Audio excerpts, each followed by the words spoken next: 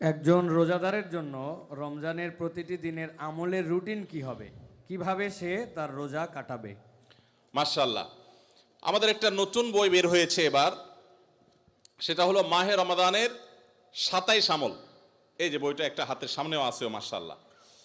এটা মূলত আমাদের একটা বক্তব্যের নির্যাস। এর আগে সোনাইমুড়িতে একটা বক্তব্যে আমরা মাহে রমজানের উপরে একটা গবেষণা করে 27টা আমল কোরআনের আলোকে বের করেছি, সেটা উপস্থাপন করেছি, পরে এটাকে বই আকারে আনা হয়েছে।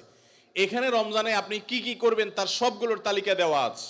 অতএব এটার আলোকে আপনি আমল করতে পারেন, চাইলে ভিডিও বক্তব্যটা শুনে নিতে পারেন। একবার সকাল থেকে রাত পর্যন্ত একটা সুনির্দিষ্ট রুটিনের মধ্য দিয়ে কাটাবেন, আর কিচ্ছু করতে পারেন না পারেন, শুধু একটা কথা বলে যাই, রমজান মাসে ফরজ রোজা রেখে অন্তত কোনো প্রকার হারাম কাজ, গুনাহের কাজ করবেন না। বাস এটুকু যদি করতে পারেন, ইনশাল্লাহ আপনার রমজান সাকসেস। চেষ্টা করা যাবে না ইনশাল্লাহ? একটা কাজ যদি করতে পারেন, আপনার রমজান ইনশাল্লাহ সফল। সেটা হলো ফরজ রোজা রাখলেন, 5 ওয়াক্ত নামাজ তো ফরজ পড়বেনই, ফরজ কাজগুলো করলেন, আর গুনাহ থেকে বেঁচে থাকলেন। কোনো হারাম কাজ করলেন না, ঝগড়াঝাটি করলেন না, মিথ্যা বললেন না, চগলখড়ি করলেন না, গীবত করলেন না, কাউকে ঠকাইলেন না, 2 নম্বর কাজ করলেন না। এই গুনাহমুক্ত যদি রমজান কাটাইতে পারেন, আপনার রমাদান সাধনা সার্থক ইনশাআল্লাহ। আল্লাহ তৌফিক দান করুন। মাহে রমজানে কখন কোন সময়গুলোতে দোয়া করলে দোয়া কবুল হয়? খুব সুন্দর প্রশ্ন।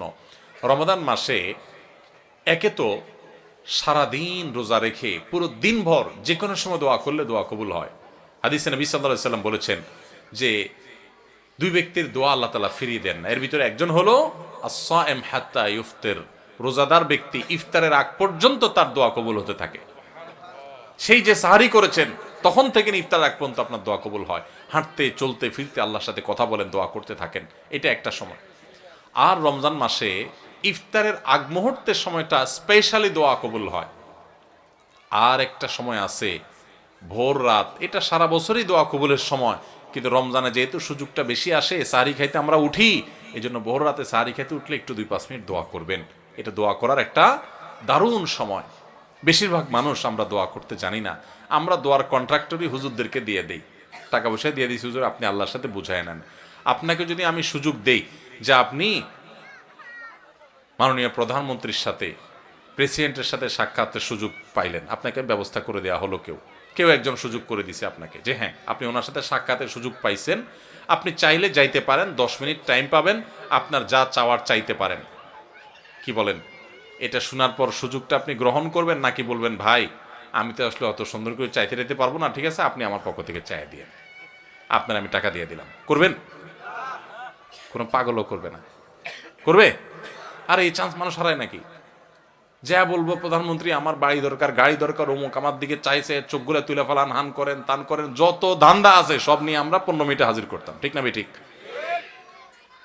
এই যদি হয় দুনিয়ার আল্লাহর একজন বান্দা, তার ব্যাপারে আপনার ধারণা, তো আল্লাহ রাব্বুল আলামিনের কাছে দোয়া করার সুযোগ আপনি পাইছেন।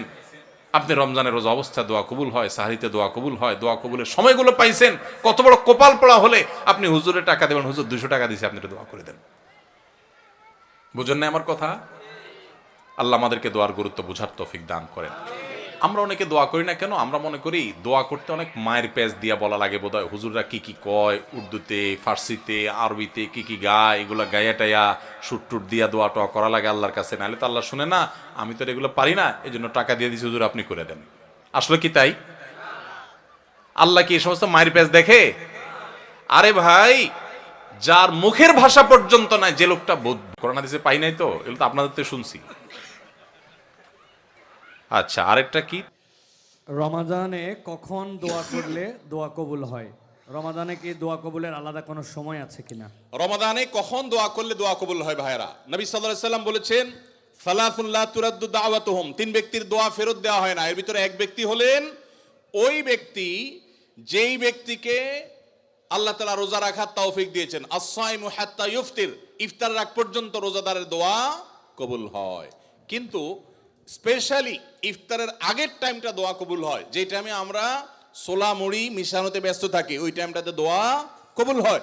এই জন্য ছোলা মুড়ি যা মেশানো দরকার আগে মিশায়া সূর্য ডুবার আগে 10-15টা মিনিট মনোযোগ দিয়ে দোয়া করবেন ইনশাআল্লাহ।